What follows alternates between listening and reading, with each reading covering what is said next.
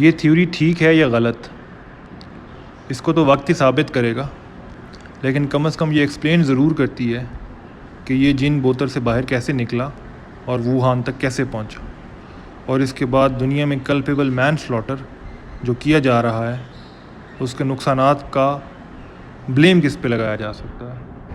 بسم اللہ الرحمن الرحیم۔ امریکن ہیرالڈ ٹریبیون اخبار میں یا آن لائن ویب سائٹ پہ ایک آرٹیکل چھپا ہے، دی امریکن جینی انجینئرنگ کیٹاسٹروفی۔ یہ آرٹیکل اس لیے اہم ہے کہ اس میں کرونا وائرس کے اوریجن کے بارے میں بتایا گیا ہے اور بہت اہم انکشافات کیے گئے ہیں۔ بنیاد یہ بتاتے ہیں کہ Fort Detrick bio defence facility ہے جو کہ 50 mile north west of Washington D C located ہے۔ یہاں پہ امریکن آرمی کے زیر اثر بائیو ڈیفنس پہ کام ہوتا ہے، جس میں وائرسز بھی شامل ہیں۔ یہاں پہ جون کے اواخر میں ایک ریسپائریٹری ایلنس یا سانس کی تکلیف کی بیماری کا انکشاف ہوا۔ اس فیسلٹی کے ساتھ ایک ریٹائرمنٹ ولیج ہے جسے گرین سپرنگ ریٹائرمنٹ ولیج کہتے ہیں، یعنی جہاں پہ بوڑھے لوگوں کی نگہداشت ہوتی ہے۔ جیسا کہ ہم جانتے ہیں کہ امریکہ میں بوڑھے لوگوں کی نگہداشت کے لیے الگ جگہیں بنائی گئی ہیں۔ وہاں کی ایڈمنسٹریٹر ہیں ڈونا ایل ایپس، جنہوں نے 10 جولائی کو ایک نوٹس بھیجا اپنے اوپر والوں کو، جس میں یہ لکھا تھا کہ یہاں پہ 260 لوگ ریزیڈنٹس ایک سانس کی بیماری میں مبتلا ہوئے ہیں، 19 سٹاف کے لوگ ہیں اور کچھ بوڑھے لوگ شامل ہیں۔ اس میں یہ بھی لکھا گیا کہ اس میں سویئر کف اور باڈی ایک شامل ہے، اور یہ بتایا گیا کہ 5 سے 7 دن میں ان لوگوں کو ٹریٹ کر لیا گیا ہے، لیکن اس سے ان لوگوں کو نمونیا ہو گیا ہے۔ ساتھ میں انہینسڈ سینیٹیشن میجرز کی بات بھی کی گئی۔ یہ بات وہاں پہ پک ہو گئی سٹوریز میں۔ اس میں 2 لوگ مرے نمونیا کی وجہ سے، لیکن ان کے بارے میں یہ کہا گیا کہ چونکہ یہ لوگ زیادہ عمر کے تھے لہٰذا ان کے ایسوسیٹڈ کمپلیکس میڈیکل پرابلمز بھی تھے۔ ساتھ یہ بات بھی کی گئی کہ یہ بیماری کنٹیجس ہے، لیکن وجہ یہ بتائی گئی کیونکہ بوڑھے لوگ اس فیسلٹی میں اکٹھے رہتے ہیں، اس وجہ سے چیزوں کا کنٹیجس ہونا کوئی غیر معمولی بات نہیں ہے۔ صرف یہ چیز اہم تھی کہ جنرلی فلو اور اس طرح کی بیماریاں امریکہ میں ونٹرز میں آتی ہیں، لیکن اس دفعہ یہ بیماری سمرز میں آئی ہے۔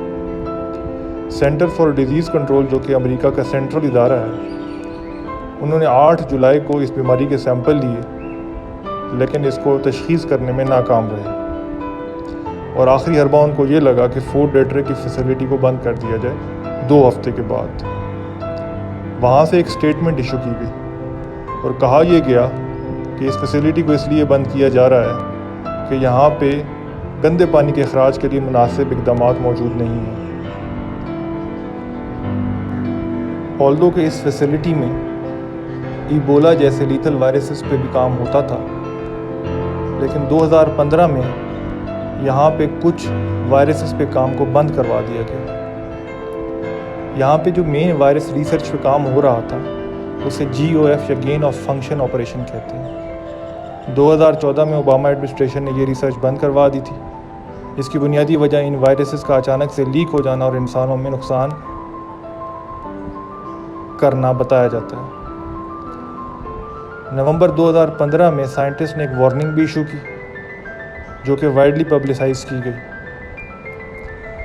لیکن اس ریسرچ کو پھر بھی یہاں پہ جاری رکھا گیا۔ یہ ریسرچ کولیبوریٹیو ایفرٹ تھا یونیورسٹی آف کیرولینا اور ایک گروپ آف پیپل جو کہ چائنا سے آئے ہوئے تھے ان کے درمیان۔ شی زینگلی، جس کو چائنا کی بیٹ وومن بھی کہا جاتا ہے، وہ ووہان انسٹیٹیوٹ آف وائرولوجی میں کام کرتی تھی اور اس ریسرچ میں کولیبوریٹر تھی۔ اس ریسرچ کے اہداف کے بارے میں ابھی کچھ کہنا قبل از وقت ہوگا، لیکن اس ریسرچ کی کولیبوریشن کے نتیجے میں یہ لوگ ایک وائرس بنانے میں کامیاب ہو گئے تھے جو کہ ہیومن سیل کو انفیکٹ کر سکتا تھا اور گین آف فنکشن کر سکتا تھا، یعنی کہ وہ وائرسز جو کہ جانوروں میں پائے جاتے ہیں وہ اب انسانوں کے سیلز کے ساتھ انٹریکٹ کر کے انسانوں کے سیلز کو بھی نقصان پہنچائیں گے۔ اب ہمارے پاس یہ بات آ چکی ہے کہ SARS-CoV-2 وائرس جو ہے وہ جینیٹیکلی انجینئرڈ تھا، اور یہ بات سائنسی طور پر بتائی گئی ہے۔ آلدو کہ اس ریسرچ کو یہ بتایا گیا ہے کہ یہ چائنا کی کمیونسٹ پارٹی نے کروایا ہے اور لیب میں بنوایا ہے، اتنی آسانی سے اس بات کو مانا نہیں جا سکتا۔ کریڈیبل سائنٹیفک ایویڈنس یہ کہتے ہیں کہ SARS-CoV-2 لیب جینیٹک وائرس ہے، لیکن صرف یہ کہہ دینا کہ اس میں چائنا کی لیبارٹریز انوالو تھیں قبل از وقت ہوگا، اور اس کے لیے کچھ سیاسی پہلوؤں کا جائزہ لینا بھی بڑا ضروری ہے۔ اس میں ایک نام جو بڑا اہم ہے وہ نیشنل انسٹیٹیوٹ آف ہیلتھ ہے، اور ایکو ہیلتھ الائنس نام کی ایک پرائیویٹ کمپنی ہے جو کہ اس ریسرچ میں کولیبوریٹر تھے اور معاون کار تھے۔ البرائٹ ان بہت سارے سائنسدانوں میں شامل ہوتے ہیں جو اس بات کے ووکل اوپوننٹ ہے کہ گین آف فنکشن ریسرچ نقصان دہ اور خطرناک ہے، کیونکہ اگر یہ ایکسیڈنٹلی لیک ہو جائے تو اس سے انسانی سوسائٹی کو بے انتہا خطرہ ہے، جس کی واضح مثال آج ہمارے سامنے ہے۔ وائرس پیدا ہوا ہے جون جولائی میں، تو یہ ووہان میں کیسے پہنچا ہے، اور اس بات کو جواب دینے کی وہ کوشش کرتے ہیں آگے۔ ایک پروبیبل کنکلوژن جو وہ نکالتے ہیں وہ US سولجرز کی بارے میں ہے، جو کہ ورلڈ ملٹری گیمز میں جو کہ ووہان میں پچھلے سال 18 سے 27 اکتوبر کو منعقد ہوئی ہیں کے ذریعے سے پھیلایا گیا۔ یہ بھی بتایا گیا ہے کہ اسی 18 اکتوبر کو نیو یارک میں نوول کورونا وائرس اور گلوبل پینڈیمک کے پھیلنے اور اس سے روک تھام کے لیے ایک ایکسرسائز کی گئی، جسے ایونٹ 201 کا نام دیا گیا۔ اس ایکسرسائز میں ہیلتھ سیکٹر اور فارماسیوٹیکل انڈسٹری کے تمام سٹیک ہولڈر شامل ہیں۔ مزید یہ کہ یہ انوائٹ اونلی ایونٹ تھا، اور اس ایونٹ کا جو مارکیٹنگ تھی اس کے لیے کرونا وائرس کی طرح کا ایک جراثیم نما ماڈل لوگوں کو انویٹیشن کے لیے بھیجا گیا، جو کہ بڑی ایک ایبسرڈ اور غیر معمولی سی بات ہے۔ پھر اس کے بعد ایونٹ 201 کو سپریس کیا گیا کہ اس کو مین اسٹریم میڈیا میں رپورٹ بھی نہ کیا جائے کہ US سولجرز کی ٹیم چند لوگ ووہان میں جا کے اِل ہوئے تھے اور ان کو ہاسپٹل داخل کیا گیا تھا، لیکن ساتھ ساتھ باقی ممالک کے ایتھلیٹ بھی اس بیماری کا شکار وہیں ووہان چائنا میں ہوئے تھے۔ دو فرینچ ایتھلیٹ اس بیماری کا شکار ہوئے تھے۔ اسی طرح باقی ممالک کے لوگوں نے بھی اس چیز کو رپورٹ کیا ہے، جس میں لگزمبرگ اور سویڈن کے لوگ شامل ہیں۔ اچھا، وائرس کے سٹرینز کو بھی دیکھا جائے اگر فورینسیکلی، تو یہ پتہ چلتا ہے کہ ووہان میں جو وائرس کے سٹرینز ہیں وہ ڈیفرنٹ ہیں اس سے جو فرانس میں اوریجنیٹ ہوئے۔ اس کا یہ مطلب ہے کہ ووہان میں جو وائرس تھا وہ فرانس میں منتقل نہیں ہوا، بلکہ فرانس میں یہ وائرس کہیں اور سے آیا ہے۔ اسی طرح اٹلی نے بھی یونائٹڈ اسٹیٹس سے ریکویسٹ کی ہے کہ وہ کچھ اپنی دفن شدہ لاشوں پر دوبارہ بایوپسی کرنے کی اجازت دے، کیونکہ اٹلی والوں کے سٹرینز نیو یارک کے سٹرینز سے مل رہے ہیں لیکن چائنا کے سٹرینز سے نہیں مل رہے۔ سو اب پاسبلٹی یہ بنتی ہے کہ ووہان ملٹری گیمز ایپی سینٹر تھا جہاں سے یہ وائرس پھیلا ضرور، اور یہ پوری دنیا میں ایتھلیٹس کے ذریعے سے منتقل ہوا، سوائے ایک ملک کے جو کہ یونائٹڈ اسٹیٹس خود تھا، جہاں پہ یہ منتقل نہیں ہوا بلکہ جہاں سے یہ اوریجنیٹ ہوا۔ پھر CDC کی ایک انکوائری کی بات کرتے ہیں، جس میں سینٹر فار ڈیزیز کنٹرول نے سینٹ ہیئرنگ میں ریسنٹلی اس بات کو مانا ہے کہ امریکہ میں جو نومبر اور اکتوبر میں لوگ انفلوئنزا کا شکار ہوئے تھے اور ان کی اموات ہوئی تھیں، ان کی آٹوپسی یا بایوپسی نہیں کی گئی تھی، جس سے یہ ممکن ہوتا ہے کہ وہ لوگ اس بیماری کووڈ-19 سے مرے ہوں۔ The public health officials, And if somebody dies from influenza, are we doing post-mortem testing to see whether it was influenza or whether it was COVID-19? There is a surveillance system of death from pneumonia that the CDC has. It's not in every city, every state, every hospital. So we could have people in the United States dying for what appears to be influenza when in fact it could be the coronavirus or COVID-19. Some cases have been actually diagnosed that way in the United States today.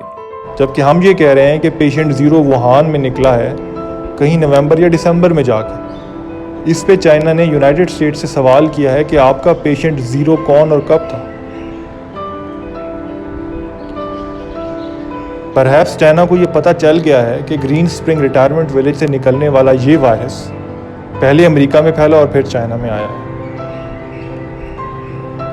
اب ہم یہ کہہ سکتے ہیں کہ امریکہ وہ ملک ہے جس کی وجہ سے اور جس کے فورٹ ڈیٹرک فیسلٹی کی وجہ سے یہ وائرس دنیا میں آیا ہے، اور یہ جن امریکہ نے تخلیق کیا ہے۔ بہت ہی خوبصورت عنوان دیا ہے اس مضمون کو رائٹر نے کہ امریکہ نے ایک ایسا جن تخلیق کیا ہے جس نے پوری دنیا میں تباہی مچا دی ہے۔ گروتھ آف فنکشن آپریشن کی ریسرچ اور collaboration between Wuhan 4 lab and Detrick facility and university of Carolina, یہ منصوبہ عمل میں لایا گیا کہ امریکہ میں پیدا ہونے والا وائرس چائنا منتقل کر دیا گیا، اور حالات کی وجہ سے، اتفاقات کی وجہ سے ووہان پر یہ الزام بھی لگا دیا گیا۔ جیسا کہ آج کل امریکہ بار بار چائنا سے یہ مطالبہ کر رہا ہے کہ اپنی ووہان کی لیب کی فیسلٹی کو انسپیکٹ کرنے کے لیے ہمیں رسائی دی جائے۔ رائٹر اس سارے ٹیکٹک کو ڈائیورژنری ٹیکٹک کا نام دیتا ہے، یعنی اصل بات سے توجہ ہٹا کے کسی دوسری بات کی طرف توجہ کو موڑ دیا گیا۔ اس سارے معاملے کو رائٹر اس طرح سے سم اپ کرتا ہے کہ یہ وائرس اوریجنلی فورٹ ڈیٹرک فیسلٹی میں لیک ہوا، اس کے بعد ڈائیورژنری ٹیکٹک یوز کیے گئے، 3 مہینے کا ٹائم لیا گیا، ووہان 4 لیب میں اس ہونے والی ریسرچ کا فائدہ اٹھایا گیا، وہاں پہ اس وائرس کو اوریجنیٹ کروایا گیا، ملٹری گیمز کے ذریعے سے اس کو لوگوں میں پھیلایا گیا۔ اس ٹائم میں اپنے آرگنائزیشنل اور میڈیا ماؤتھ پیسز کے درمیان سنکرونائزیشن لائی گئی، ایونٹ 201 کروایا گیا، تیاری کی گئی۔ شی زینگ لی کو، چونکہ وہ چائنا کی بیٹ وومن کہلاتی ہے، اس کو بھی ایک کردار کے طور پہ اس میں استعمال کیا گیا، اور یہ سارا کام کیا گیا۔ یہ تھیوری ٹھیک ہے یا غلط، اس کو تو وقت ہی ثابت کرے گا، لیکن کم از کم یہ ایکسپلین ضرور کرتی ہے کہ یہ جن بوتل سے باہر کیسے نکلا اور ووہان تک کیسے پہنچا، اور اس کے بعد دنیا میں کلپیبل مین سلاٹر جو کیا جا رہا ہے، اس کے نقصانات کا بلیم کس پہ لگایا جا سکتا ہے۔ آخر میں ہم قرآن کی اس آیت سے استفادہ کرتے ہیں، وَظَهَرَ الْفَسَادُ فِي الْبَرِّ وَالْبَحْرِ بِمَا كَسَبَتْ أَيْدِي النَّاسِ، کہ بے شک پانی اور خشکی میں جو فساد پھیلتا ہے وہ انسان کے اپنے ہاتھوں سے پھیلتا ہے۔